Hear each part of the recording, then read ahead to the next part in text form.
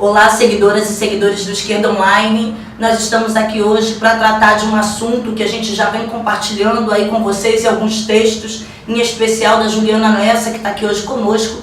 A gente quer discutir hoje a criminalização do funk e a acusação aí do DJ Renan da Penha, né?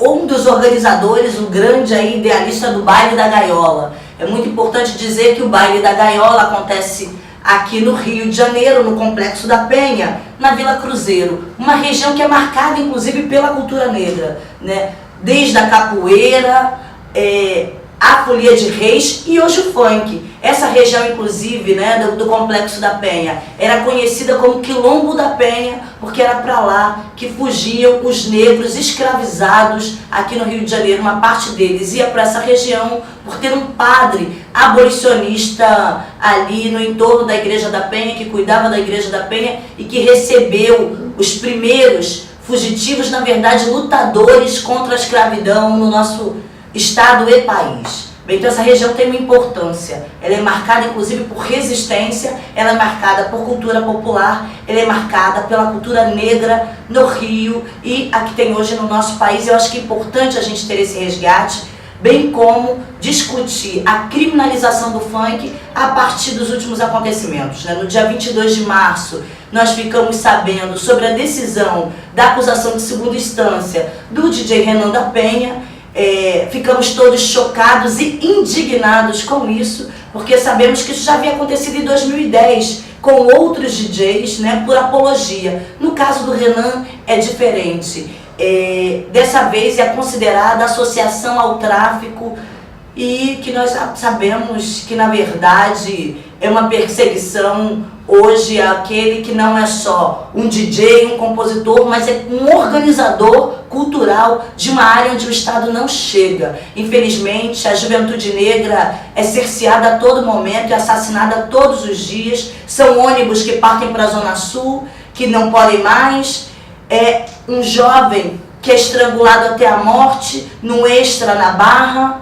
É um músico sambista assassinado pelo exército, que foi o caso do Evaldo. Então, na verdade, a gente tem um Estado que negligencia os pobres, em especial a juventude negra, e a gente tem uma juventude que resiste, que faz cultura, que organiza baile, que diz que, inclusive, se a gente não pode ir à Zona Sul vem até nós, como é aí uma parte conhecida, né, que muito me chama a atenção da música do Thiago Praga. Quero dizer aqui para vocês, apresentar esse time que a gente está aqui hoje. A gente está hoje com a Thaísa Machado, que é uma artista multimídia, ela é atriz, escritora, dançarina, né, está envolvida em vários projetos. Fiquei sabendo inclusive que foi esses dias lá na Maré, fazer um acontecimento belíssimo, pena que nesse dia eu não estava lá no meu estágio. A gente está aqui com a Juliana Lessa, que é historiadora, que vem escrevendo para o EOL, inclusive, sobre o tema, né? Muito bom tê-la aqui, Ju, e obrigada pelos artigos, né? E a gente está com o Thiago Praga, que é aí um músico, que é um compositor, que vem falar sobre o quê? Sobre o funk de realidade, que na verdade é um retrato diretamente do que é visto no cotidiano, não é, Thiago? E que inclusive é deturpado hoje. Então eu queria que vocês falassem um pouquinho, tratassem tanto do caso da criminalização, quanto do problema da acusação do DJ Renan. E aí eu queria até que você começasse um pouquinho comentando a diferença da acusação do Renan, agora em 2019, para a acusação que outros DJs e compositores sofreram em 2010. Cara, então, em 2010 eu acompanhei bem de perto, porque nessa época eu trabalhava com o Smith, e o Smith foi um dos presos, né, nessa acusação e tal. Foi Smith, Max, MC Cabo da Rocinha e MC Didô do Borel. Eles foram presos acusados pela delegada da Delegacia de Repressão a Crimes de Informática, alegando que eles eram os divulgadores do tráfico do Baile da Chatuba, que era um baile de expressão também na Penha, que tinha uma grande notoriedade aí, era frequentado por pessoas de todas as classes sociais, de todos os bairros, as pessoas iam, mas deixa tudo a Penha tem essa tradição, essa vocação para a festa popular, né? E sendo que, quando eles foram acusados por apologia ao crime, e apologia ao crime é uma coisa no Brasil, não no Brasil, mas eu digo de uma maneira geral, é uma discussão muito extensa. Porque o que é apologia? Porque existe a contradição da liberdade de expressão. Então, quando você fala sobre liberdade de expressão e apologia ao crime, automaticamente a apologia ao crime ela afeta a liberdade de expressão, a liberdade de pensamento, que é uma coisa fundamental na Constituição, acho que de qualquer país. Eu vejo que os movimentos de direita, eu gosto muito de frisar isso, acho muito bem frisado quando são nem de esquerda nem de direita. É uma das coisas que eu não curto. E não tenho nada contra quem faz, mas eu não curto militância. Eu acho que quem faz militância normalmente são pessoas cooptadas por um ideal, por um idealismo, por uma ideologia. E eu não gosto dessa classificação. Sendo que assim, eu acho que militância de pessoas conservadoras é a pior coisa do mundo. Por quê? Porque o conservador ele não é conservador de valores, ele é conservador de aparência. Entende? Então eu vejo assim, quando eles começam a acusar de apologia ao crime, então eu vou fazer isso aqui, a minha é apologia ao crime. Mas nós temos um presidente que faz isso o tempo todo? O tempo todo. Então assim, quando a pessoa pega essa discussão, é uma coisa muito ampla. Então, por exemplo, o Bezerra da Silva teve mais de 200 processos por apologia ao crime e nenhum foi a última instância, todos eles foram arquivados. Então, se essa delegada, que ela garoteou, vamos dizer, se fosse um delegado mais cascudo, nunca ia entrar nessa, ela pensou que ela ia conseguir ganhar uns 10 minutos dela de forma ali, pegando funkeeiros de favela e prendendo. Só que ela passou a vergonha em rede nacional, porque não tem como isso ir à última instância. Eles foram presos, com 10 dias foram recorrer ao STF, a STF mandou soltar eles na hora. Ele não podia nem estar preso, foi uma prisão arbitrária. Ele não poderia ter sido preso daquela maneira, que eles foram presos por coerção, a polícia foi lá buscar em casa, pegar eles em casa, levar eles presos. Foi uma coisa horrível e, tipo, quando chegou as pessoas, tipo assim, sem toda aquela euforia que eles causaram querendo fazer a prisão deles ali, foi percebido de cara que, tipo assim, existia ali uma grande vontade nela de aparecer e não de se fazer justiça. Ela não tinha nenhum compromisso com a justiça, com a lei e tal. Acho que ela fez uma coisa ali, um circo. E, assim, passou vergonha e tal, eles foram soltos. Na prisão do Renan já foi uma coisa diferente. Porque na prisão de Renan associaram ele ao tráfico. Uhum. Tanto que na última reportagem do Fantástico, eu fiquei indignadíssimo com isso, que aparece ele apertando a mão de um bandido, beijando a mão de um bandido. O Bolsonaro, ele estava abraçado com o assassino da Marielle na foto, pô. Os filhos do Bolsonaro botam na leste milicianos e condecora. Condecora, empregou familiares de um deles. Então, assim, você pode realmente chegar e associar uma pessoa ao tráfico por isso? Né? É uma discussão, eu acho que assim, como a gente está vivendo um outro... de uma pessoa não é crime. Não, e outra, você tem ali numa comunidade, você tem a turma que cresceu com você. Né? Lembra do caso do Adriano, jogador? Sim. Né? Da Penha. Também associado ao tráfico. Mas são pessoas ali que são do teu dia a dia, inclusive, né? E a gente não sabe nem a história das fotos, né? Em que momento são aquelas fotos. Entendeu? E aí eles colocaram assim de uma maneira que tem uma foto que o Renan tá com uma arma. Eu também tenho uma foto com uma arma, mas é uma arma de paintball, que alguém facilmente poderia tirar de contexto, porque foi para um clipe. Uhum. A pessoa poderia tirar aquela foto ali do meu Instagram. Eu tô dando até dica, já tô fazendo até besteira, mas a gente pode pegar aquela foto do Instagram, tirar de contexto e colocar ali, ó, ele é associado ao tráfico. Fizeram isso com o Smith depois, quando ele gravou o filme de novo, né? Fizeram, mas aí eles se retrataram porque eles sabiam que eles poderiam sofrer sanções, porque ele poderia processar e dar uma causa ganha. Porque estava ali, entra ali a constrangimento ilegal, entra ali como é que é a calúnia de difamação, entra um monte de coisa, porque aquela ali foi uma foto oficial para um filme. Só que assim, voltando ao caso do Renan, eu acho que eu conheço o Renan desde que o Renan era moleque, né? Eu vim antes dele, a gente era sindicato na mesma comunidade, é uma comunidade muito grande, mas ele é cria justamente da parte onde eu também sou.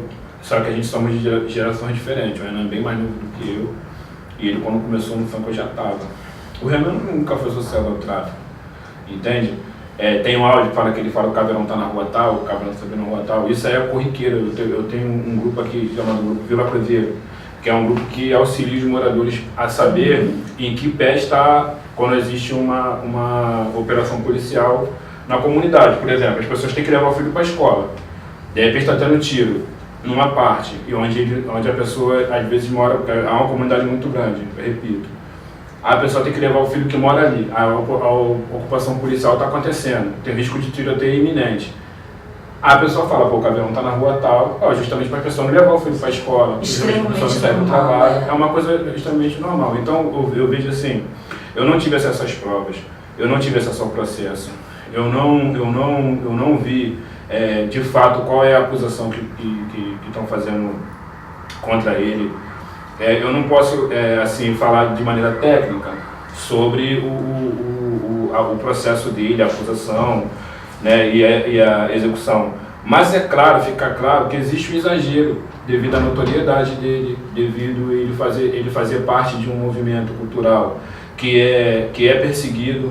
Não preciso aqui eu falar, todo mundo sabe que é um movimento cultural perseguido. É um baile feito dentro de comunidade, que é um baile puxado por barraqueiros, cujo toda hora sofre a acusação de que é um baile financiado pelo tráfico. São os barraqueiros que pagam o baile, não é o tráfico. Agora, o barraqueiro não pode impedir a presença do tráfico. A pessoa falar que está horrorizada porque viu cena de traficante armado no baile é hipocrisia. É a realidade do local. O traficante armado está lá 24 horas por dia, cobrando segurança pública, não é do Renan da Penha. Tu acha que o Renan da Penha tem moral, tem força para poder chegar e falar assim, sai do baile? Mas a gente armada tem o tempo inteiro. Quando as crianças estão indo para a escola, quando as pessoas estão saindo para trabalhar, entendeu? Então eu não entendo por que dentro do baile é o que choca a sociedade, né?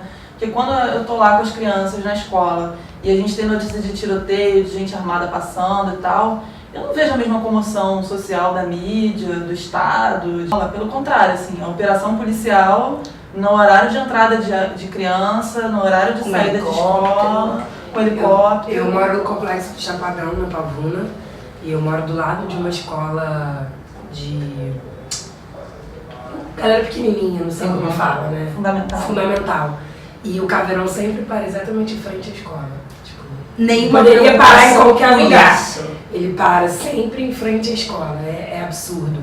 E é isso, assim, as pessoas não se chocam com esse problema de segurança pública, com a falta de educação e cultura para as favelas, com o nível absurdo de gente morrendo, de crianças sendo assassinadas. Mas quando a favela consegue força suficiente para criar um movimento cultural que não só gera mudança de comportamento, gera dinheiro para dentro e para fora da favela, aí sim a sociedade olha e fala assim, peraí, mas vamos ver o que está certo e o que está errado aqui dentro desse contexto. E eu acho que a galera também vai mudando as perspectivas, porque é isso, se você é uma pessoa criada na favela, se você é uma pessoa que frequenta a favela, você sabe que a linha é muito tênue, sabe? Você cresceu com uma pessoa, por que você vai passar e não vai cumprimentar ela, independente da escolha que ela fez na vida dela? E as pessoas que não moram dentro da favela, que não conhecem essa realidade, acham que de fato é uma associação criminosa, e isso não existe, sabe? Eu acho muito triste, porque todos foram perseguidos em algum momento na história do Brasil. Todos. O samba, o frevo, o lundu, que foi o primeiro, o carimbola de Belém do Pará. Todos os ritmos negros foram perseguidos em algum momento. Só que o funk é o único que é perseguido ainda em 2019. E isso fica nítido que tem a ver com o projeto de genocídio do povo preto, sabe? Porque você não tem direito à vida, você não tem direito a fazer cultura, e além do que eu acho interessante, assim, o que eu acho mais curioso, é como o Estado ignora e criminaliza uma galera que está fazendo um trabalho muito grande, que atinge muitas pessoas, com total independência do Estado e da iniciativa privada. Quando você pensa, sei lá, no Rock in Rio, no Lollapalooza, nesses grandes festivais que rolaram agora, você nunca compara ele com um baile, mas o baile da Gaiola, por exemplo, era um baile que por sábado levava quase 10 mil pessoas pra mais pra dentro de uma favela. Já chegou sem em boca do balão com botar 25 mil pessoas, assim como outros bailes, a Chatuba também fazia esse número de pessoas há 10 anos atrás, a Nova Holanda, a Vila do João tem um baile que às vezes é 40 equipes, entendeu? Então é uma produção a nível de festival de música e ninguém observa isso na intenção de auxiliar essas pessoas que estão fazendo esse movimento. O baile, ele é uma coisa complexa mesmo, sabe? Como o funk é muito complexo, é muito difícil de você... Não é simples, não é uma cultura simples, é uma cultura que, de fato, envolve toda essa vida mesmo da favela, que não é uma vida fácil de se levar, né? É uma vida que se embola com a violência ali. A violência é tão cotidiana que a gente tem até tesão nela. E é muito, eu acho muito curioso, porque eu acho um nível de organização, você conseguir fazer esses eventos, não é fácil fazer um evento desse tamanho. Então os barraqueiros se juntam, pagam as equipes de som, pagam as atrações, conseguem gerar dinheiro e o Estado, em vez de olhar isso como uma potência, olha isso como um nicho criminoso. Sabe? Esse Estado que não dá emprego, não é? E aí o baile, inclusive, promove isso, né? Promove emprego para muita mãe e pai de família. E tem coisas que vocês falaram que eu queria voltar aqui, que vocês tocassem, que tem a ver com isso. Uma que é você administrar o que está para dentro. Se é algo para fora, se é o funk para fora, numa grande emissora, não é? Num grande festival nacional, tá beleza, tá bonito, olha que bacana. Se é essa juventude negra que não pode sair do local, não pode, porque quando vai pegar um ônibus para a praia, é parada, toma blitz. Que quando vai para algum lugar, é revistada, quando não assassinada. Então, essa juventude vai resolver por si. E a coisa que você falou das acusações também me chamou a atenção a história do Zap. Porque a gente tem o Zap em todos os lugares. Em Vila Isabel você tem um alerta Vila Isabel. Você tem moradores de não sei de onde. Porque é a forma como você encontra para lidar com esse Rio de Janeiro, onde a polícia chega atirando. Onde mata-se com guarda-chuva na mão, né? Então, mas aí que tá, assim, eu vejo o caso do Renan, ele é rico nessas arbitrariedades e na forma como eles estão conduzindo isso. Tipo, foi muito discutido isso essa semana nas redes sociais, a questão que eles botaram lá no telão do Lollapalooza, Liberdade de Renan da Penha, e tocou uma música produzida por ele. E assim, pessoas do mundo todo, pessoas de várias regiões do país que foram curtir o festival Lollapalooza, artistas internacionais que vieram, inclusive um deles que se sentiu seduzido pela música do Kevin Chris, que é um MC de grande ascensão no momento, que uma das suas músicas de maior sucesso fala sobre o baile da gaiola. E aí ele foi convidado por esse artista para poder estar no palco do Lollapalooza, dividindo o palco com esse grande artista internacional. E aí eu vejo uma coisa assim, os movimentos de direita, eles costumam muito falar sobre os Estados Unidos, o Império Americano, como um grande modelo de sucesso no mundo. E o Estado americano, ele é o Estado mais flexível na questão da liberdade de expressão. A liberdade de expressão é uma coisa sagrada nos Estados Unidos. Por exemplo, o Snoop Dogg fez um vídeo qual ele simulava ali a morte ele colocou um cara vestido de Donald Trump no clipe e ele se falava que estava matando o nome de Trump. E o Donald Trump quis processar o Snoop Dogg e a justiça americana não acatou. Porque a liberdade de expressão é uma arte, ele tá te matando, era você que estava ali no clipe com a arma, ele te matou. Não, então não. Existe uma diferença de você fazer uma arte, falar sobre crime e você praticar o crime. Tem um grupo de muito sucesso hoje em dia no trap, que já é um outro movimento também negro, né, que está crescendo muito no Brasil e que tem essa origem lá dos Estados Unidos, que eles falam, a letra da música deles fala assim, eu sou rico e continuo traficando na boca de fumo. E os Estados Unidos não está nem aí para isso, a justiça americana não está aí para o que eles estão falando na música, eles querem saber se eles pagam impostos. Então, quando você falou sobre o baile, que tipo assim, o baile ele é uma grande potência. Eles poderiam estar pensando em fazer isso virar a favor do Estado, entende? De certa forma, acho que já gira, porque movimenta uma economia, os barraqueiros que provavelmente são pessoas que às vezes estão sem emprego, colocam a barraca no baile ali e elas colocam o dinheiro para circular, porque ela também tem... Ela ativa, eu acho que ativa muito. Então, assim, em vez de estar tratando aquilo como potencial inimigo, ele poderia estar gerindo, tipo assim, por que acabar com o baile da gaiola? Não, vamos trazer o baile da gaiola para nós. Já que a gente acha que o tráfico financia, vamos financiar o baile. vamos a gente chamar quem é o responsável pelo baile da gaiola? Existe um responsável pelo baile, tá coado, tá com medo. Você acha que ele vai querer botar a cara ciente que tá todo mundo contra o baile, que tá todo mundo querendo prender ele, já tipo assim, vão querer me prender também, entende? Então eu acho que é dessa forma. E agora a questão dessa coisa que você falou da rede social, que é comum em todos os bairros, que é principalmente numa comunidade onde a atuação do Estado é somente tiro, bala, porrada, bomba, as pessoas terem essa comunicação, essa facilidade de saber, pô, tá dando tiro, não vou levar meu filho pra creche hoje, tá dando tiro, não vou levar meu filho pra escola, porque como por ser uma região muito grande, às vezes tá dando tiro de um lado, do outro lado você não tá escutando, tá entendendo? Aí você tipo, vai sair pra rua, você se depara no meio de uma operação policial, e a pessoa não colocar a vida em risco. Então acho que é assim, uma outra observação que eu fiz também, assim, por exemplo, a lógica da progressão de pena, ele só dá ao acusado o direito de responder à liberdade condicional se ele tiver um trabalho. Se a gente tem um DJ trabalhando, movimentando, ganhando dinheiro, sustentando a família dele, por que não negociar com ele? Tudo bem, ele cometeu um crime, é isso que está no processo, a justiça tem o direito de processar e de prender, legal. Mas por que não tenta negociar com ele? Não, Renan, você está trabalhando, a gente vai confiscar seu passaporte, você não pode sair do país. Enquanto esse processo estiver rodando, você paga uma fiança aí, continua fazendo o teu trampo, a gente não vai te prender. Agora você vai prender o cara está condenado a 6 anos, 8 meses, no mínimo vai ficar 2 anos e pouco. Será que quando ele sair da cadeia ele ainda vai ter emprego? Se esse cara se relaciona com o tráfico de drogas, será que ele não vai sair e não vai pular de cabeça no tráfico de drogas? Então acho que assim, quando você tem uma condenação do Renan, as pessoas que estão aplaudindo, achando lindo, falando que ele é bandido, como tem... Eu não vou nem falar o nome dele para não dar mídia para ele. Que ele fica aí na porta do baile da gaiola entrevistar os outros, falando que a pessoa está indo curtir o baile e está fomentando o tráfico de droga, que fica batendo palma para isso.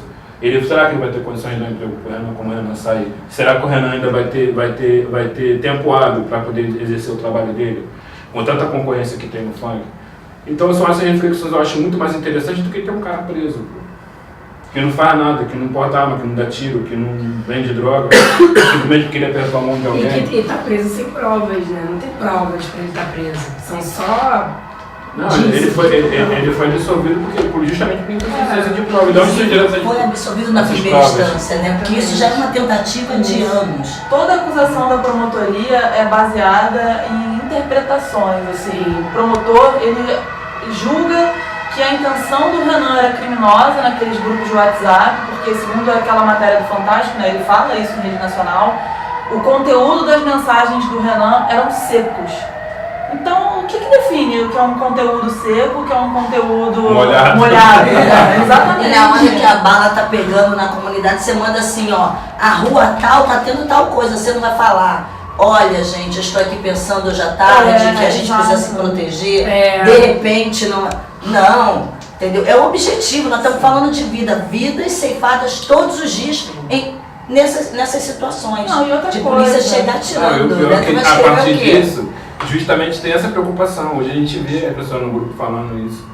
Gente, não tira foto do caveirão, pelo amor de Deus, porque se a polícia parar você na rua e pegar o seu telefone, você vai ser incriminado. Sim. Cuidado. Sim. Entendeu? Toda vez que eu vou sair da favela, eu apago qualquer foto que eu tenho no meu celular. Então já tá que eu precisei tirar pra avisar alguma amiga minha que o caveirão entrou, eu tenho que apagar pra não sofrer esse tipo de... Eu tenho medo também de o policial me parar, me dar uma dura e pegar o meu celular, quando na verdade é isso, o caveirão tá parado em frente à escola, sabe? Então já tá tendo silenciamento, né, Thaísa? Totalmente. Você já se sente silenciado. Com certeza, a gente sempre se sente. E aí cada vez que a gente... Uma vez eu tive a oportunidade de entrevistar a Conceição Evaristo, né, uma escritora negra, e ela falou sobre o que nós negros temos que nos equilibrar entre a estratégia e a tática.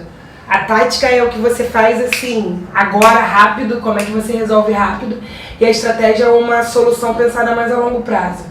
Então a gente tem que ficar se equilibrando, porque quando a gente descobre uma tática, não, vamos criar um grupo no WhatsApp, vamos se proteger, e aí vem alguém, tira mais aquela possibilidade que a gente tem de tentar se salvar, sabe? E é real, né, gente? Não é um se salvar assim, lúdico, ninguém tá romantizando. É real, as famílias são alvejadas com 80 tiros pelo exército. Morre uma criança por dia, sabe? E é muito desesperador, porque além da gente ser assassinado o tempo todo, nós somos presos sem prova. Exatamente.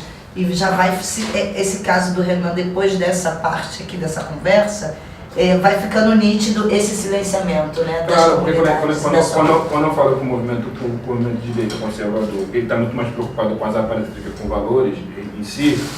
Por exemplo, o cara fala que o cara que está indo curtir o baile da gaiola está fomentando o tráfico de drogas. Mas o cara que está curtindo uma rave está fazendo o quê? E a gente não vê ele presente ali na porta da rave perguntando, dizendo que a pessoa que está fomentando a rave está fomentando o tráfico. Sim. Porque na rave também tem tráfico. Sim. Entende? Todo lugar que tem de cultura, que tem jovem reunido, obviamente não todos, mas em alguma área daquelas pessoas ali vai estar utilizando droga. Faz parte. Só tem uma diferença, né? Quando você está na rave e não é tráfico, são vendedores de drogas, são estudantes vendedores de drogas. Então tudo isso, toda essa coisa é pensada, porque quando o cara fala que alguém está fazendo alguma coisa, está acusando sem fundamento nenhum, se essa pessoa for filho de alguém importante, se for alguém importante, ele sabe que ele vai sofrer sanções, que eles não vão deixar barato. E aí estão falando de uma juíza e não de um policial. Quando é ao contrário, essa lógica é assim, velho, falando de um policial e de uma pessoa negra que mora dentro de uma favela. Entende? Seja um DJ reconhecido pelo país inteiro ou não, né? Com uma agenda extensa de shows aí até julho, né, gente? Então, eu queria fazer um comentário, assim, sobre uma coisa até que a Thaisa falou, né?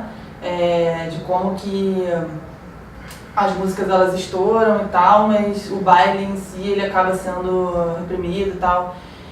Eu encaro isso assim como uma forma de disciplinarização mesmo do lazer dessas pessoas, né? Por que o Estado não vai lá e não abraça e toma para si a iniciativa de incentivar esse espaço de produção de cultura, né?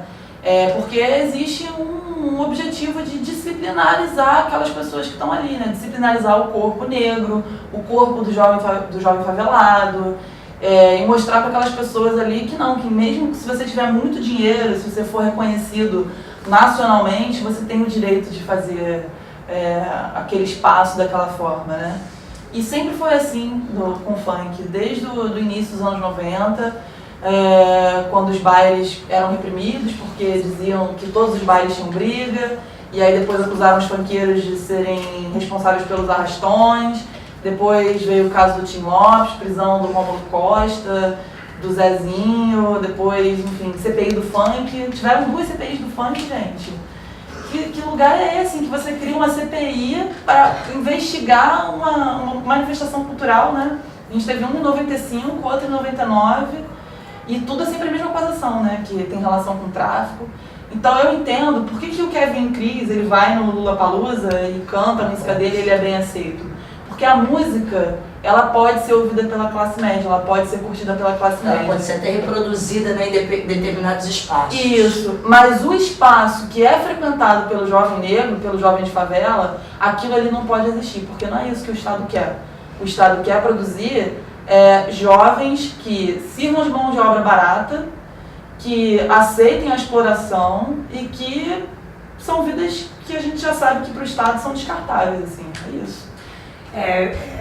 Eu fico sempre muito revoltada, assim, porque ao mesmo tempo que, como funkeiro, como uma pessoa apaixonada pelo funk, é sempre bom ver o funk transbordar a qualquer CEP, né? Não importa de onde nasceu na favela, mas é isso, o mundo inteiro quer ouvir. E como artista, como funkeira, pra mim é engrandecedor, sabe? É bom ver que o trabalho da galera tá fluindo. Mas é absurdo ver que ele só pode acontecer lá fora. E o funk, ele nasce no baile. Né? O funk carioca, ele alimenta o funk de São Paulo, ele alimenta o brega funk de Recife, ele alimenta o pagodão da Bahia. É daí que vem inspiração para todos esses outros ritmos nascerem e crescerem. E quando o baile não acontece em prosperidade no Rio de Janeiro, a indústria do funk no Rio de Janeiro dá uma caída, sabe? Ela precisa do baile para poder se oxigenar, assim, nascer mesmo. E aí você vê agora, tem baile da gaiola em todos os lugares, tem baile da Colômbia em todos os lugares, esse nome é usado pelas casas de show do asfalto, que eu acho muito legal, mas dentro da favela você não pode ter esse direito de curtir um baile, assim. E é absurdo, na verdade, eu não consigo entender como também a gente não consegue ter uma força para dialogar com o Estado em relação a isso, sabe? Porque o mercado do funk rende muito dinheiro, sabe? Eu acho que dentro do mercado fonográfico do Brasil, acho que ele só tá atrás do sertanejo universitário, que a gente sabe que tem o dinheirinho do agronegócio. Então também, eu acho que se não fosse isso, o funk ia fazer muito mais dinheiro ainda, sabe? Do que o sertanejo. Então, a gente gera dinheiro pro Estado. Por que a gente não pode ser respeitado como fazedor de cultura e tem que ser tratado como criminoso? E tem uma coisa que tem a ver com o olhar, né? Thiago, você é compositor, né? Você traz uma realidade. Imagina o seguinte, se fosse um escritor branco muito famoso falando da forma como você escreve as suas letras. E eu dizia assim, nossa, que sensibilidade, esse cara conseguiu. E você está trazendo ali, não dá pra gente romantizar o nosso dia a dia, que tem milhões de contradições, né, que é difícil e tudo mais, e você traz isso, né? Mas o compositor e o escritor, ele é uma esponja. Ele consegue retratar aquilo que ele vive e aquilo que ele vê. Ele não consegue sair, ele não consegue fugir disso. Ele é um escritor. Se o cara mora lá em Londres, ele tem a realidade dele lá em Londres para ele poder escrever. O cara que mora na Vila Cruzeiro, ele tem outras necessidades, ele precisa expor outras coisas, assim. Eu falo muito assim, sobre essa questão, as pessoas falam muito sobre o pobre de direita. Né? O Tim Maia brincava com isso e falava assim, o Brasil é o único país onde a prostituta se apaixona e o pobre é de direita. Porque as ideias de direita que as ideias sempre ferraram a gente, que sempre colocou a gente para baixo. E na medida que a esquerda ela vem e coloca esse contraponto, e que às vezes também tem seus excessos, a gente também precisa reconhecer isso, mas ainda tem uma visão mais humana das coisas. Então eu vejo assim, no momento que as pessoas elegeram o Lula como um grande representante do povo, como um grande representante das causas de esquerda, era porque naquele momento o povo estava com fome, então o povo precisava de alguém que colocasse comida na mesa dele, entende? Eu lembro que na minha infância, eu estou escrevendo um livro, já tem 3 anos que eu estou escrevendo esse livro, ele é de coautoria da Adriana Facina, que é uma historiadora assim, as pessoas têm um respeito muito grande e assim, ela se tornou uma grande amiga minha, a gente tem uma amizade bacana e a gente está construindo aí ela está me ajudando a construir uma narrativa da minha história, do meu lugar e tal. E aí uma observação que a gente estava fazendo é o seguinte, tipo, na minha época, eu sou dos anos 80, então em 90, quando eu me entendo por gente, eu percebo que assim, o churrasco do final de semana não era um churrasco, as pessoas não tinham condições de como fazer churrasco, era mocotó, era pé de galinha, era uma angu baiana, porque era o que as pessoas podiam fazer, fazer uma angu baiana e beber cerveja no botequim. Hoje em dia, qualquer esquina que você passa, as pessoas estão fazendo churrasco no final de semana, porque a coisa melhorou. A coisa progrediu, melhorou. A economia, ela teve assim, a distribuição de renda devido a esse governo de esquerda que passou a olhar, ter um olhar mais humano, falar para essas pessoas precisam comer. A gente precisa levar comida lá pro Nordeste, lá para aquele cantão lá da seca, onde que ninguém tem, a pessoa ganhar um Bolsa Família, a pessoa fala, Bolsa Família é coisa de preguiçoso. O cara ganha um Bolsa Família lá no Nordeste, aquilo ali é a comida do mês dele, que ele vai comprar com aquele dinheiro ali. Aí, assim, hoje, as pessoas, como elas conquistaram, a pessoa está preocupada em defender, assim, todo mundo tem telefone celular. O pobre hoje em dia tem carro. Então as pessoas querem proteger as coisas que elas conquistaram. Entende? Então a pessoa começa a pensar o quê? Não, a gente já tem comida, a gente quer mais falar disso. Agora a gente quer falar porque a gente precisa ter segurança. E aí a direita, a conservadora, passa a vender essa ideia de que você precisa de segurança. Tá um caos, a coisa vai degringolar, vocês vão ter que ter, a polícia vai ter que agir, tem que matar. Se matar bandido, vai estar libertando vocês. E aí as pessoas começam a comprar essa ideia. As pessoas começam a achar que ser de direita é o correto. Porque a direita ela vende a ideia como se ela estivesse realmente defendendo valores, mas ela está defendendo aparências. Tipo, o corporativismo, até agora, a família foi massacrada com 80 tiros. O presidente da República não deu uma nota, ele não teve a capacidade de parar um segundo, assim, como ele gosta de falar besteira pra gravar no Twitter. Por que ele não se solidarizou, nem nada, e nem fez qualquer tipo de fala em relação ao exército, né?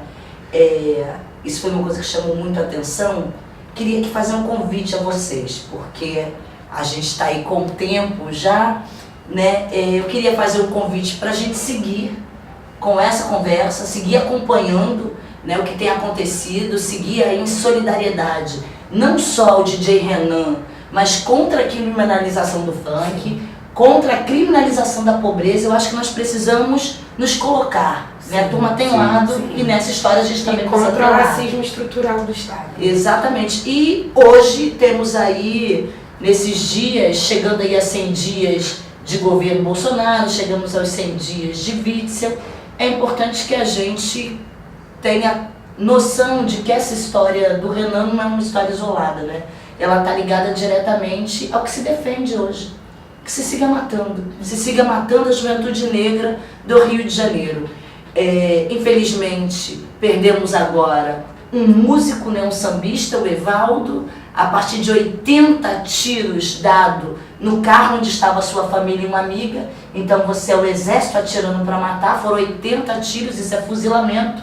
2 dias antes, nós tivemos uma morte de um outro motociclista na mesma região, e isso é um cotidiano no Rio de Janeiro e nas nossas periferias, né? E a gente vê, inclusive, que boa parte dos compositores tratam dessa realidade, tratam desse cotidiano, o que faz com que esse debate anda junto, ele ande casado.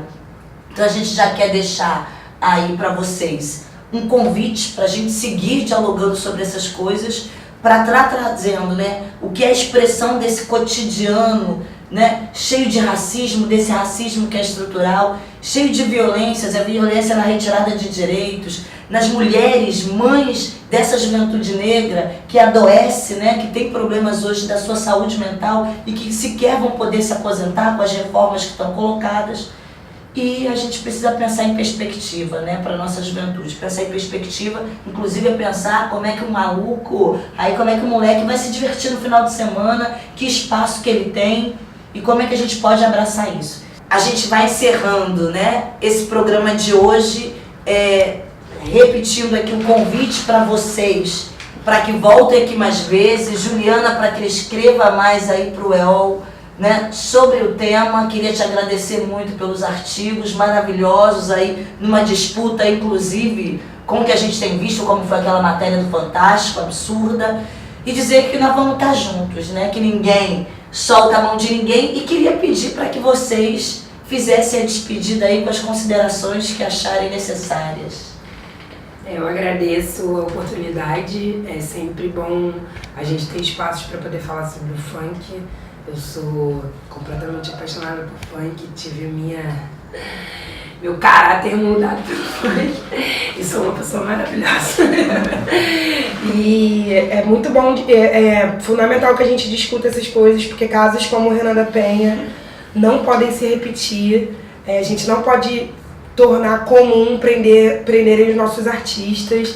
Não pode ser comum pra gente uma manifestação cultural ser criminalizada, o pobre ser criminalizado, o preto ser criminalizado. Eu não quero mais morrer. Eu exijo não que o Estado respeite o meu direito à vida, o direito dos meus amigos, dos meus vizinhos, da minha família, a estarem vivos, indo e vindo e produzindo cultura e consumindo cultura. Eu quero a liberdade do Renan da Penha, eu quero a liberdade do funk, porque eu quero a minha liberdade. Bom, eu quero deixar aqui uma colocação que eu fiz aqui quando sobre o caso Renan. Eu postei uma foto minha com ele num evento que a gente fez no Dia das Crianças no Morro do Turano. E eu queria deixar as minhas considerações finais aqui nessa reflexão. É a seguinte: à espreita de nossa jornada está o inimigo, tentando aniquilar nossos sonhos, minar nossos projetos, sondar os nossos passos, esperando a melhor oportunidade para nos frustrar.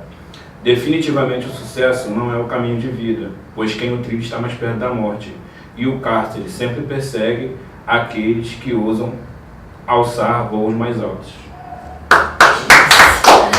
Ju!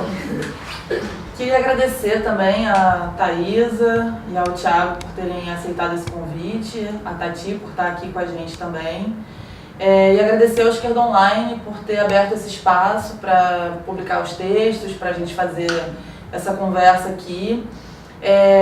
Dizer que eu acho que é uma iniciativa muito boa e que outros movimentos sociais também deveriam levar o funk mais a sério, considerar o funk como uma manifestação cultural também, passar a enxergar ali um potencial revolucionário, porque o funk pra mim assim, é isso, né? O funk é complexo, mas o funk pra mim é muito revolucionário. E também mandar um alô pra academia, que o funk também ele é uma manifestação cultural que também merece ser estudada e encarada com muita seriedade. É isso. Valeu, gente. Muito obrigada. Valeu.